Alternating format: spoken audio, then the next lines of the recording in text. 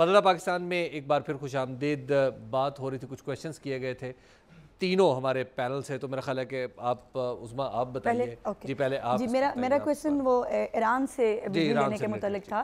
बिल्कुल उसके ऊपर बेटा काम हो रहा है, और ये जो एक परसेप्शन क्रिएट किया जा रहा है ना कि हमें कोई ईरान से बिजली लेने में प्रॉब्लम है, ऐसी बात नहीं है। कुछ ऐसी टेक्निकल रीजंस हैं, ख़ास तौर पे लॉ एंड ऑर्डर की सिचुएशन जो है, बिकॉज ईरान से जहाँ से हमें बिजली का वो प्रोजेक्ट जो है वो इनिशिएट करना है, वहाँ पे कुछ टेक्निकल रीजंस हैं जिसके ऊपर काम हो रहा है, वो जल्दी हो जाएगा। जहाँ तक आपने कहा कि लॉन्ग टर्म की बात है डैम्स वैम्स बनना, तो हमने शॉर्ट टर्म के तौर के ऊपर ही रेंटल पावर्स को जो है एक ऑप्शन शुरू किया था। मोहतरमा के दौर में मुझे याद है 93 में IPPs उस वक्त हमने इंट्रोड्यूस किए थे। 500 अरब रुपए का रिवॉल्विंग डेट हम पे कर चुके हैं इन ऑयल कंपनीज़ को। ये मैं एजाज साहब को बता दूं, 500 अरब रुपए का रिवॉल्विंग डेट है जो हमने ऑलरेडी पे किया है। सो ये रेंटल पास जो है ये हमारे पास एक शॉर्ट टर्म प्लान था, बट उसको सियासत की नज़र किया गया, बिकॉज ये रेस्टलेसनेस जो है जो हंगामे हैं ये कुछ जमातों को सूट करते हैं पीपल्स पार्टी के खिलाफ। सो ये वांट कि ये मसला हल ना हो और हंगामे हों और फिर ये वो हो। बाकी मैं इसलिए शॉर्ट करना चाहती हूँ सियासत के हवाले से उन्होंने कहा था कि एक मरूसी सियासत का भी मैंने ये कहा था कि डेमोक्रेटिक इंस्टीट्यूशंस जहाँ पे मौजूद हैं और जहाँ पे जमहूरी रियासतें हुआ करती हैं, उसके अंदर ये आवाम ही होती है जो कि मुंतखब करती है नुमाइंदगान को और उनको असेंबलीज़ में भेजती है। मेरी बात सुन लीजिए, आप ये कहते हैं कि वो किस तरह पब्लिक के रिप्रेजेंटेटिव हो सकते हैं जबकि वो एक क्लास को रिप्रेजेंट करते हैं और उसके अंदर जो है कोई दूसरे लोग जा नहीं सकते। तो मैं ख़ुद आपके सामने मिसाल मौजूद हूँ, मिडिल क्लास से हूँ। मुझे प्योरली एक पॉलिटिकल वर्कर के तौर पर पॉलिटिकल पार्टी के लिए मैंने काम किया और लीडरशिप ने ये डिसीजन लिया कि मुझे असेंबली में जाके पार्टी की भी नुमाइंदगी करनी चाहिए और आवाम की भी नुमाइंदगी करनी चाहिए। जो आप लोग हैं, आप आगे बढ़ें, आपकी ज़िम्मेदारी। मैं आपको ये भी बात ज़रूर आज की नशिस्त के हवाले से करना चाहूँगा कि तब्दीली किस तरह आती है किरदार अदा करने से। मैं अगर घर बैठ जाता तो एक ऐसा शख्स जो मिडिल क्लास से बिलोंग करता है वो कभी असेंबली में नहीं जा पाता। मैंने अपने हक़ के लिए बाहर निकला, मैंने स्ट्रगल की और मेरे एक ऐसा विजन है, मैं पाकिस्तान की एक ऐसी शक्ल देखता हूँ जो कि तरक्की याफ्ता हो। यानी वो पार्टिसिपेशन का जो एलिमेंट है, मैंने अपने विजन को मटेरियलाइज करने के लिए आगे बढ़ाऊं। आप लोग जब आगे आएंगे तो इंशाल्लाह। नाइज साहब अगेन वो जो सवाल आपकी बात से ही शुरू हुआ और फिर वो दायरा मुकम्मल हो रहा है कि विरासत, एजाज का कहना है कि अल्टीमेटली विरासती सिस्टम ख़त्म हो रहा है डेमोक्रेसी के ज़रिए। क्या वाकई ये मुमकिन है या हमें अगेन सियासतदान ख्वाब दिखा रहे हैं? ख्वाब ही दिखा रहे हैं जी। आप नाजिर साहब का आज एक माइंडसेट सामने आ रहा है जी।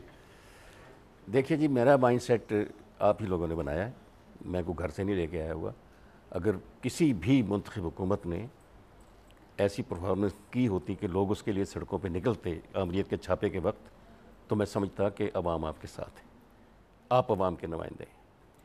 जिस बेरहमी से आमरों ने आके हमारे मुल्क पर कब्ज़ा किया और अवाम ने उससे बेगानगी का इजहार किया, अवाम ने मज़ाहमत नहीं की, ये इस बात का सबूत है कि उनके और उनके नुमाइंदों में एतमाद मोहब्बत का वो रिश्ता नहीं है जो होना चाहिए। यानी वो जो बच्ची ने बात की है कि रिप्रेजेंटेशन प्रॉपर नहीं है जी, और उसके बाद परफॉर्मेंस भी प्रॉपर नहीं है। यहाँ पर वसाइल की तकसीम प्रॉपर नहीं है, यहाँ पर दौलत की तकसीम प्रॉपर नहीं है, यहाँ पर इख्तियारात की तकसीम प्रॉपर नहीं है। यही नाइंसाफ़ियाँ हैं जिनसे अवाम बेजार होते हैं जी। और यही नाइंसाफ़ियाँ दूर हो जाएं तो अवाम ना सिर्फ पुरुमीद हो जाते हैं बल्कि मुस्तैद भी हो जाते हैं और फिर निज़ाम को बचाने के लिए जदोजहद भी करते हैं जी। अगला सवाल है और जी मेरा क्वेश्चन है कि पुरानी नीड्स हमारी अभी तक कंप्लीट नहीं हुई, पूरी नहीं हुई, ठीक है। नए जनरेशन आ रही है, नए सर्कमस्टांसेस आ रहे हैं हमारे, उसमें नई नीड्स आती जा रही हैं, जबकि हम लोग जानते हैं कि Pakistan is already under loans, a lot of loans ले रहा है और इस तरह के फंड्स वगैरह। तो basic crux of the question is कि एक नया सूबा बनने जा रहा है और ऑफ कोर्स उसकी बहुत सारी नीड्स होंगी, हम लोग को नए गवर्नर्स बनाने होंगे, ज़्यादा बनेंगे जब बनेंगे तो ऑफ कोर्स बहुत ज़्यादा नीड्स होंगी। एक और सूबों का मुतालबा किया जा रहा है। जी हाँ बिल्कुल, मतलब ये क्वेश्चन है कि बनने जा रहा है, रिसोर्सेज हमारे पास अभी इतने नहीं है कि पुराने क्राइसिस को ख़त्म करें, हम पुरानी नीड्स को कवर अप करें। तो یہ جو ہے ہمارے پاس ریسورسز کا کیسے آپ مینٹین کریں گے, کیسے آپ اس کو مطلب کم, میں نے فرسٹ راؤنڈ میں جو آپ کو یہ بات کہی تھی نا جی کہ ہمیں آج کے جو قومی چیلنجز ہیں اس کو رسپونڈ کرنے کی ضرورت ہے. یہ ایک نئے فیڈریٹنگ یونٹ جو ہیں, اس کے لیے میں آپ کو 2-3 بنیادی چیزیں بتا دیتا ہوں. موجودہ پولیٹیکل پارٹیز جتنی بھی سیاسی منظرنامے میں موجود ہیں, پارلیمنٹ کے اندر ہیں یا پارلیمنٹ سے باہر ہیں, کسی ایک کے مینیفیسٹو میں نئے صوبے کا اجرا شامل نہیں ہے, پہلی بات. دوسری بات یہ ہے کہ صوبے جو ہیں اگر قومی کنسنسس بن جائے تو یہ فیڈریٹنگ یونٹ میں مزید توسیع جو ہے اس میں کچھ امر مانے نہیں ہونا چاہیے. لیکن بنیادی آپ سے میں بالکل اتفاق کرتا ہوں جس کے بارے میں نے آغاز میں آپ کو کہا ہے کہ ہمیں سٹیبل فیڈریشن کی آج ضرورت ہے, نہ کہ ایک ریجنل ہیجمنی قائم کرنے کے لیے. جب ہو اور عوام کے مسائل بھی ہوں تو لوگ چہرے نہیں دیکھنا چاہتے کہ سی ایم صاحب افسروں کی ٹیم کے ساتھ آ گئے اور وہ لاہور میں بیٹھے ہوئے انہیں وہ چیز جو وہ مانگتے ہیں کیوں نہیں پہنچا سکتے. میڈیکل کالجز, یونیورسٹیز, انفراسٹرکچر, یہ سب وہاں پہ دیے ہم نے جا کے صدر پنجاب. اجاز صاحب یہ بات کا جواب دے دیں کہ سی ایم صاحب نے ایک پیکج اناؤنس کیا تھا جنوبی پنجاب کے لیے, پتہ نہیں کتنے 100 ارب روپے کا, اس کا صرف 40% استعمال ہوا, اس کی باقی کی وجہ بتا دیں 60% کیوں نہیں استعمال ہوا. اچھا, تھینک یو ویری مچ جی. میں نے ان سے کوئی کویسچن نہیں کیا تھا کیونکہ بڑا مشکل ہو جاتا ہے ان کو فیڈرل ایشوز پہ بتانا. اب میں آپ کو بتا دیتا ہوں, پورے پنجاب کے اندر جو ترقیاتی بجٹ ہے اس کا 40% ابھی تک سپینڈ ہوا ہے, کیونکہ آخری 2 ماہ کے اندر سن لیجئے آخری 2 ماہ اس کے اوپر کٹ ہوئی. اب میں مجھے موقع دیں گے تو میں بات کروں گا. دیکھیے فیڈرل گورنمنٹ میں ان کا کٹ جو ہے, اس کی ترقیاتی بجٹ کے اوپر کٹ جو ہے وہ اتنا میجر کٹ ہے کہ یہ وہاں پہ 60% بھی نہیں لگا سکے. ہم انشاءاللہ 80% سے زیادہ اپنا بجٹ جو ہمارا 2009-2010 کا بجٹ ہے اس کا ترقیاتی بجٹ کا 80% سے زیادہ سپینڈ کرنے جا رہے ہیں, اور وہ اسی پرپورشن کے ساتھ وہاں پہ پنجاب حکومت اوور ڈرافٹ پہ چل رہی ہے. یہ میں نہیں کہتی, یہ اسٹیٹ بینک کہتا ہے. پنجاب حکومت اوور ڈرافٹ 3 دفعہ لے چکی ہے حکومت کے فیڈرل حکومت سے. وہ انہی کو کرائسس سے ہمارے سرکاری ملازمین منسٹر آپ کا ہے پنجاب کے اندر, آپ اگر گورننس کا کوئی ایشو ہے, آپ اپنا فیوچر کا ڈیسیژن لیں.